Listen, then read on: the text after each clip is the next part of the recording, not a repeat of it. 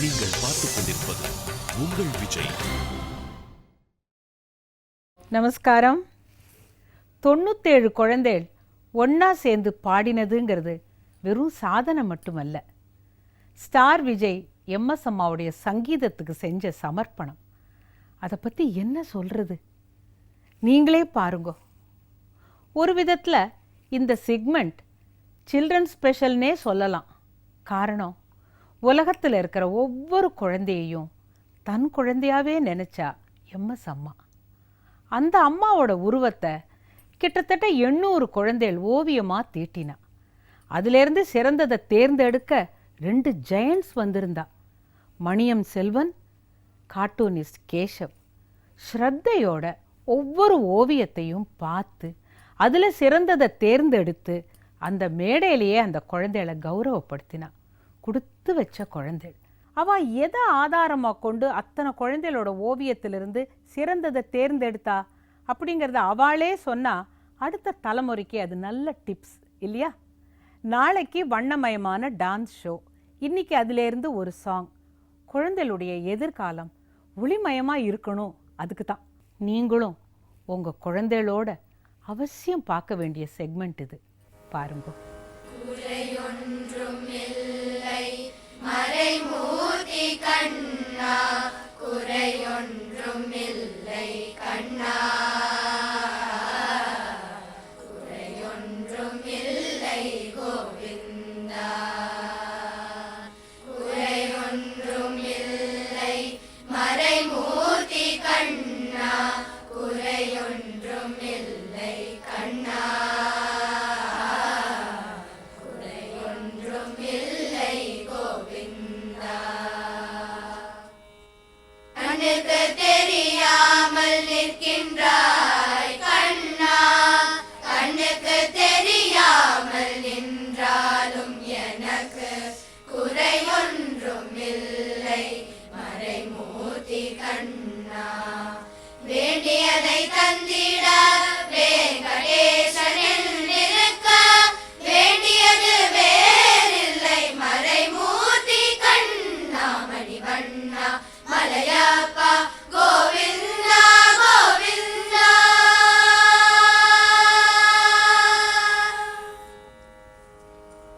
திரையின் பின் நிற்கின்றாய் கண்ணா, கண்ணா திரையின் பின் நிற்கின்றாய் கண்ணா.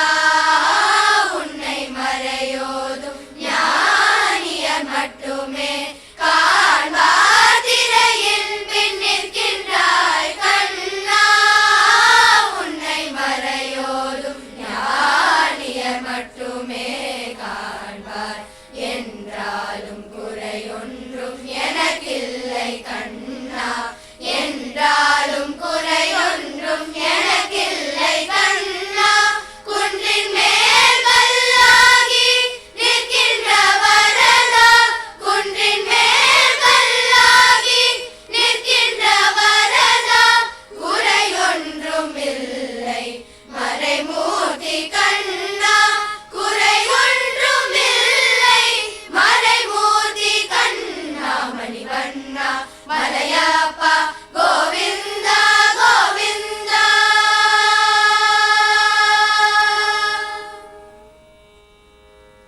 கலினாளுக்கு இறங்கி கலிலே இறங்கி நிலையாத கோயிலில் நிற்கின்றாய் கேசவா. கலினாளுக்கு இறங்கி கலிலே இறங்கி நிலையாத கோவிலில் நிற்கின்றாய் கேசவா. குறையொன்றும் இல்லை மறைமூர்த்தி கண்ணா. யாரும் மறுக்காத மலையப்பா, யாரும் மறுக்காத மலையப்பா. உள் மார்பில் ஏதும் தர நிற்கும் கருணை கடலன்னை என்றும் நிறைந்திட ஏது குறை எனக்கு, என்றும் நிறைந்திட ஏது குறை எனக்கு. ஒன்றும் குறையில்லை மறைமூர்த்தி கண்ணா, ஒன்றும் குறையில்லை மறைமூர்த்தி கண்ணா. மணிவண்ணா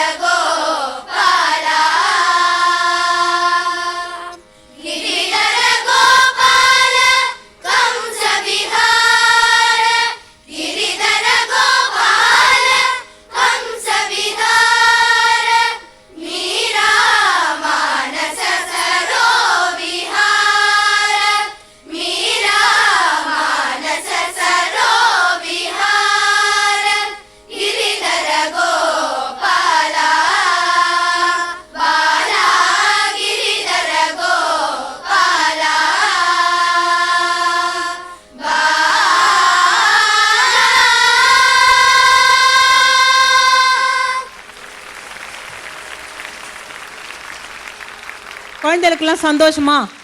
நீங்கள் பாடினது ஜோராக இருக்குன்னு அவ சொல்லிட்டாளா? இது ரொம்ப சுலபமான காரியம் இல்லை. தனியாக வந்து ஒருத்தர் வந்து சோலோவாக பாடிடலாம், பேசிடலாம், என்ன வேணால் பண்ணிடலாம். ஆனால் இத்தனை குழந்தைகளையும் அழகாக பொறுமையாக சொல்லி கொடுத்த பெருமை திரு பாபநாசம் சிவன் அவர்களுடைய பேரன் திரு அசோக் ரமணி. அவர் பாபநாசம் சிவன் ஃபைன் ஆர்ட்ஸ் அந்த பள்ளிக்கூட மாணவிகளும் மற்ற பள்ளிக்கூடத்திலிருந்தும்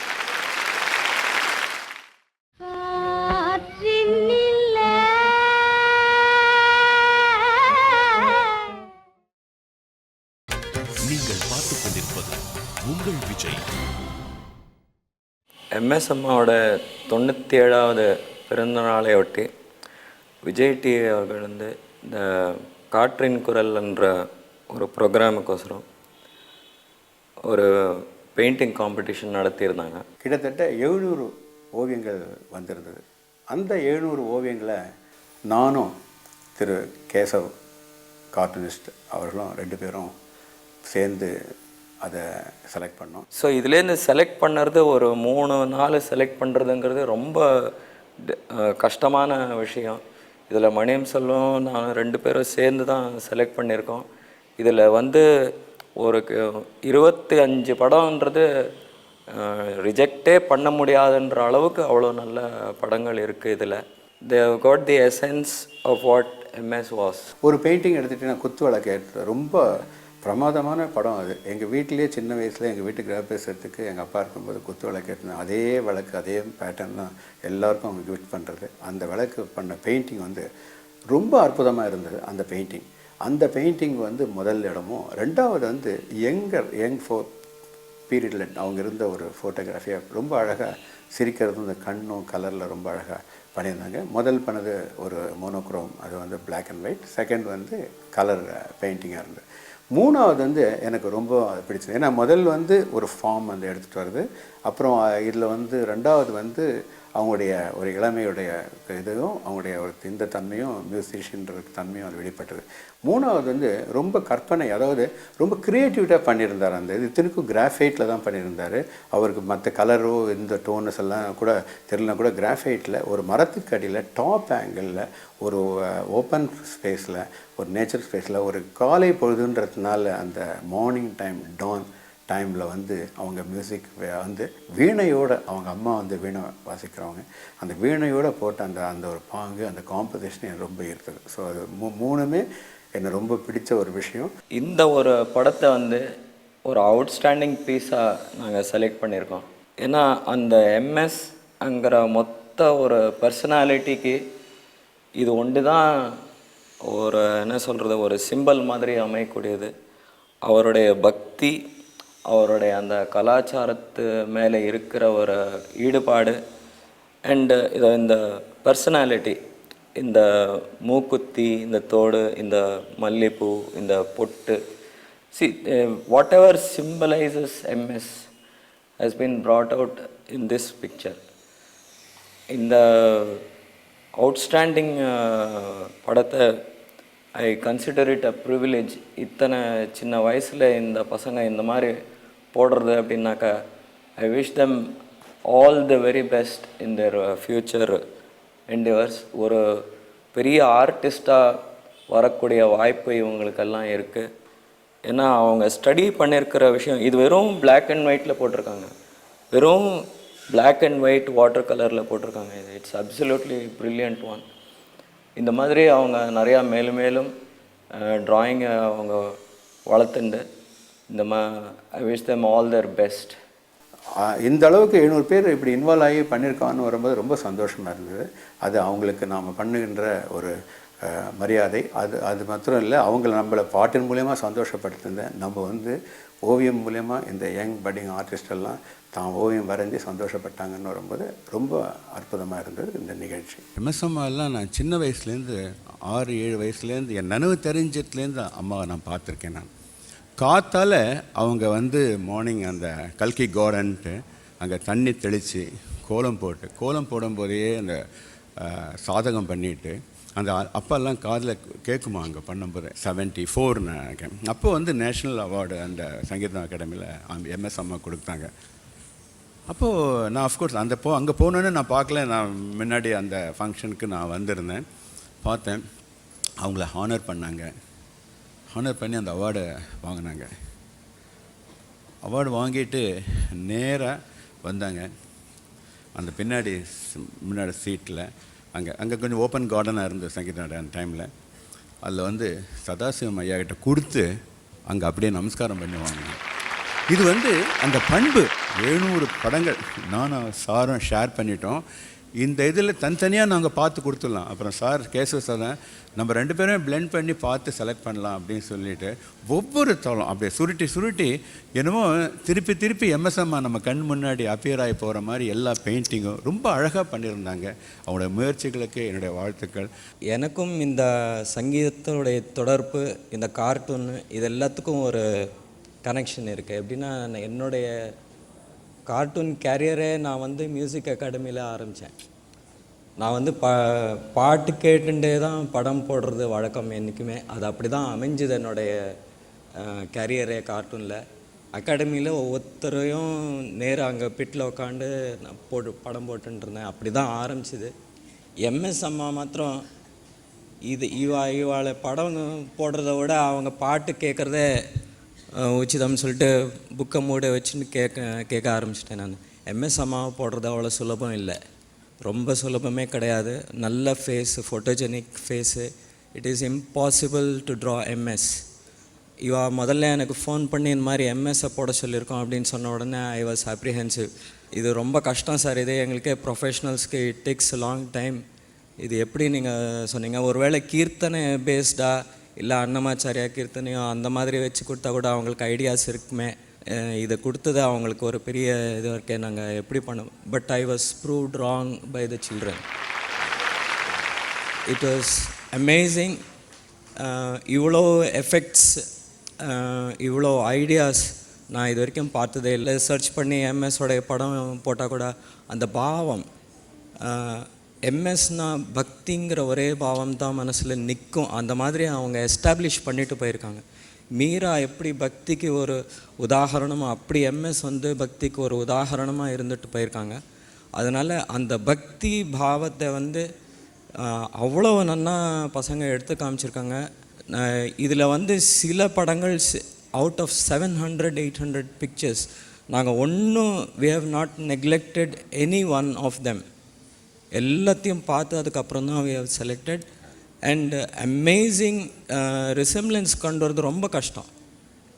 இட் இஸ் அப்சல்யூட்லி இம்பாசிபிள். அதை அந்த மாதிரி அதுவும் இந்த நடுவில் இருக்க இந்த ஜோதியோட ஒரு படம் இருக்குது. It's most outstanding entry from among the 700 peoples. So just to acknowledge that இந்த சிறிய வார்த்தைகளோட என்னுடைய தேங்க்யூ ஸோ மச். செட் பார்க்குறேன் இல்லையா, இதில் நடுவில் இருக்கிற படம் எப்படி இருக்கு, என்ன ஒரு பாவத்தோட, அந்த அம்மாவோட கண்ணில் ஒளியோட. இதை யார் வரைஞ்சா தெரியுமா? திரு ஆசி வேல்ங்கிறவர் ஸ்டார் விஜய் இந்த ப்ரோக்ராம் பண்ண போகிறோங்கிறதுக்காக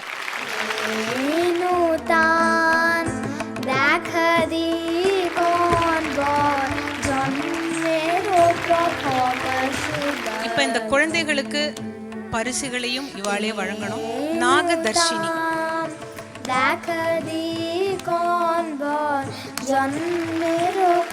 முத்துக்குமார சுவாமி,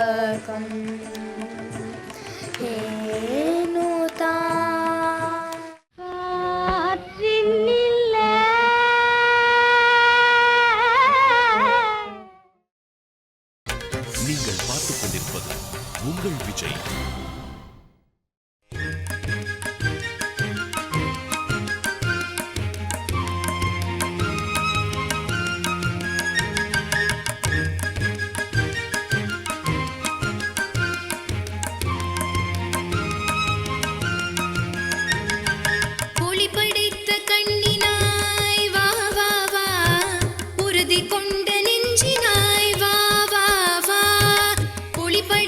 கண்ணினாய்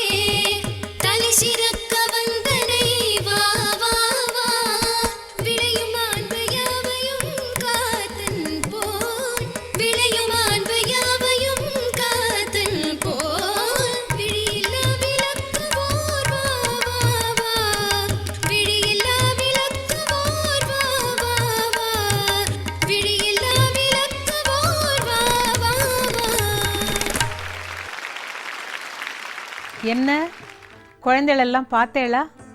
பிள்ளை செல்வம்னு சொல்லுவோமே, அது எத்தனை பொருத்தமாக இருந்தது இல்லையா? ஒவ்வொன்றும் மணி மணியா, எல்லாம் அம்மாவுடைய கண்மணிகள்.